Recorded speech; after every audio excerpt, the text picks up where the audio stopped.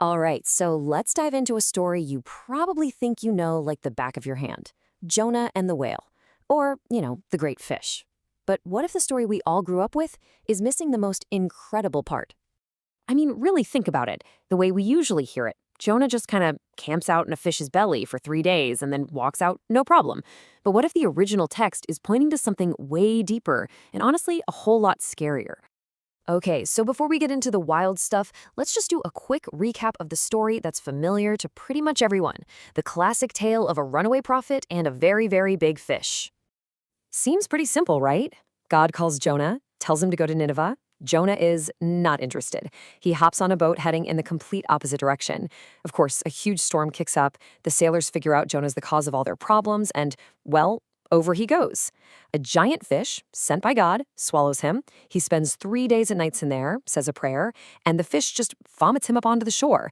Then, finally, he goes to Nineveh. The end. Or is it? See, this is where the simple version starts to fall apart. If you look really closely at the original language, especially Jonah's own words from inside the fish, the whole story takes a seriously bone-chilling turn. He does not sound like a guy who's just a little cramped and waiting for a rescue. And here it is, the key piece of evidence. Jonah's prayer in chapter 2. This is not just some, "Hey God, get me out of here," prayer. The words he uses are so specific, and they unlock what was really going on in the belly of that beast. Whoa, did you catch that? He doesn't say from the belly of the fish, he says from the belly of Sheol. That one little word, Sheol, it changes everything. And trust me, that's not just a poetic detail he threw in there. And he keeps going. The bars of the earth closed upon me forever. I mean, that sounds pretty permanent, doesn't it? It sounds like game over, a place of no return. And then he says God brought his life up from the pit. This is heavy, powerful stuff. This is the language of death. So, what are we really looking at here? This isn't just a dramatic description of a bad situation. Jonah is literally describing the experience of being dead. Let's be super clear on this. Sheol, to the ancient Hebrews, was not a metaphor. It wasn't just a bad mood. It was the place you went when you died, period. The grave, the underworld. So when Jonah says he's crying out from Sheol, he means he's crying out from the land of the dead.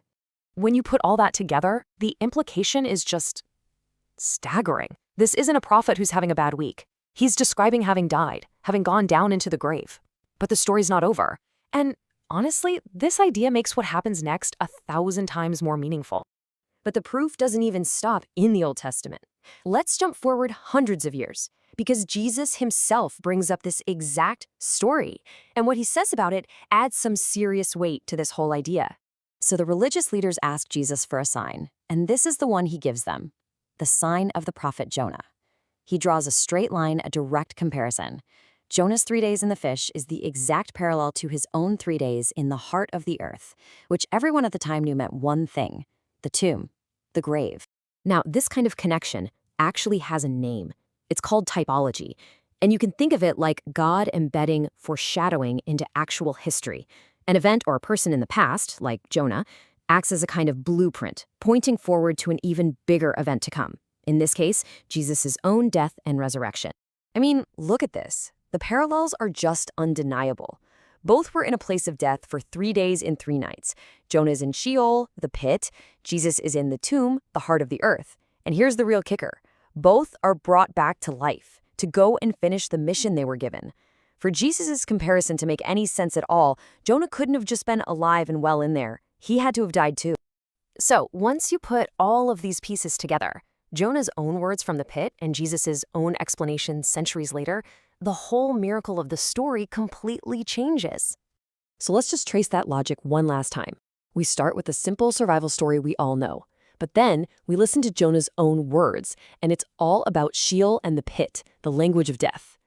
Then we see Jesus himself make a direct link between that event and his own death and burial.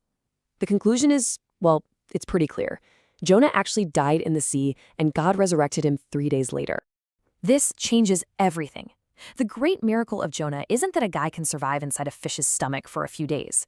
The real miracle is that God can pull a man back from the clutches of death itself to finish the work he called him to do. It takes the story from being a kind of strange fairy tale and turns it into this powerful preview of the single most important event in the entire New Testament. It completely flips the script on how you read that story, doesn't it? And it just leaves you wondering, if a story as famous as Jonah has a secret this mind-blowing hiding in plain sight, what other ancient stories have we been reading all wrong?